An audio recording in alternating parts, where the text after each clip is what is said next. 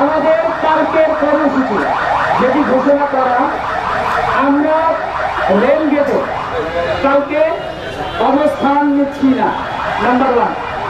Number 2 হচ্ছে আজকে সারাদিন আমাদের তিতুমিরের যারা সাধারণ শিক্ষার্থী রয়েছে 11টা থেকে কিন্তু 4টা পর্যন্ত ব্যবস্থা করেছে, আপনারা জানেন। যেহেতু আগামীকালকে আমাদের সাথে বসবে মোলা ঝোলা অথবা যাই করে রাষ্ট্রের পক্ষ থেকে কিন্তু বসার সিদ্ধান্ত এসেছে। আমরা সাধারণ শিক্ষার্থীদেরকে মাঠে নামিয়ে দিয়ে জনদুর্ভোগ তৈরি করতে চাচ্ছি না। আমরা আগামীকালকে আমাদের তিতুমির পক্ষ থেকে সিদ্ধান্ত এটাই, তিতুমিরের ক্যাম্পাসের গেট অনির্দিষ্টকালের জন্য বন্ধ থাকবে। এখানে কোনো পরীক্ষা ক্লাস কোনো কিছু সংগঠিত হবে না। এর বাইরে এবার যেটা পজিটিভ আছে, আমরা রাষ্ট্রপক্ষের সাথে আলোচনায় যাচ্ছি, যদি সেখানে পজিটিভ মেসেজ না আসে, মনে রাখবেন শুধুমাত্র রেল গেট নয়, আমরা আরো এক্সট্রিম হতে বাধ্য হব।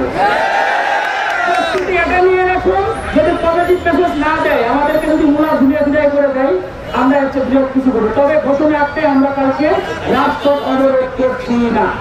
মানে ওনার বক্তব্য যেটা ছিল ওইটা বাতিল। আচ্ছা, ওইটা বাতিল।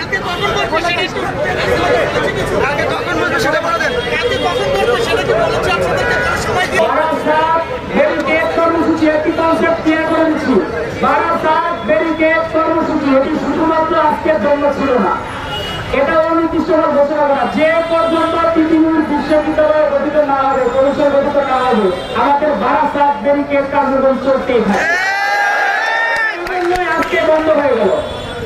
আমার একটা প্রশ্ন আছে, আপনি যে কি করছেন ক্লোজড ডাউন যে কর্মসূচি দিয়েছেন, সেখানে একটু আগে বললেন যে রেলপথ আওতায় থাকবে, এখন বললেন থাকবে না, একটু পরিষ্কার করেন তো এটা। মেসেজ আমরা ক্লিয়ার করে দিচ্ছি, আগামীকাল তিতুমির ক্যাম্পাস, তিতুমির পক্ষ থেকে এটাই ঘোষণা।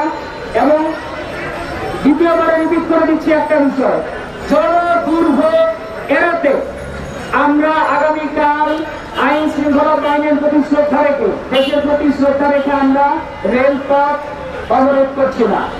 আমরা মহাখালীতে অবস্থান নিচ্ছি না, তিতুমির ক্যাম্পাস গেটে অবস্থান নেব এবং সিদ্ধান্তের অপেক্ষায় থাকবো। চূড়ান্ত সিদ্ধান্ত যদি না আসে, তাহলে আমাদের পূর্ব ঘোষিত জায়গায় আমরা ফেরত যাব।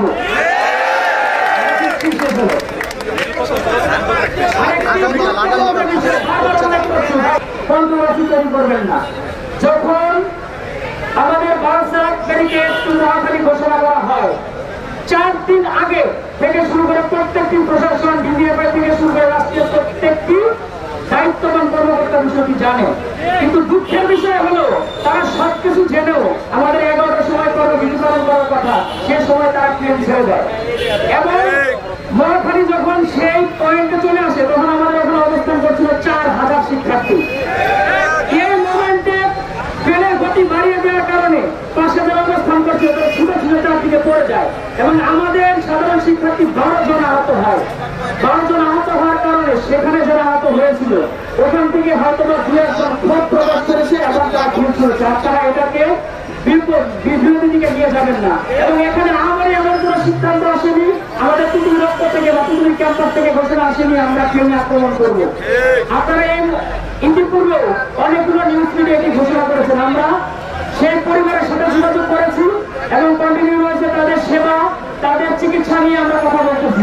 আপনারা এটা প্রচার করবেন এবং আবারও দেশবাসীর কাছে আমরা এই বিষয়টি নিয়ে ভাবা চাচ্ছি। যারা এটিকে বাড়াবাড়ি করছেন, ইতিমধ্যে প্রেস রিলিজ করেছেন যে তিতুমির সন্ত্রাসী বাহিনীর সাথে সন্ত্রাসী বাহিনীর এটাকে ট্রেনে আক্রমণ হয়েছে, এই বিষয়টি উদ্যোগ করে নেবেন। এখানে কোনো সন্ত্রাসী সংগঠন নেই, এটা পরিষ্কার করে দেওয়া। আপনার নামটা বলেন তো ভাই।